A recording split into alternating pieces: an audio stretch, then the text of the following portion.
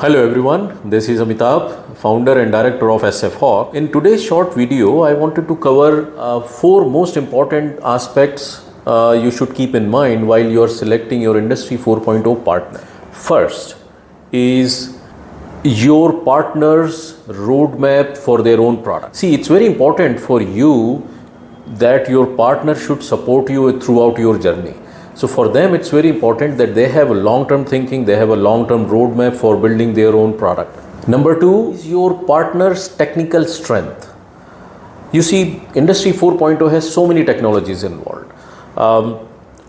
Big data, data security, cloud, artificial intelligence, embedded systems, so many things. So very important that your partner has the team, the skill set to support you when it comes to these new technologies. Number three is partner's ability and willingness to customize their product so that it suits your requirement, suits your environment, your process, your industry. Number four is the partner's track record, how their support has been, what their customers say about them, the customer testimonials.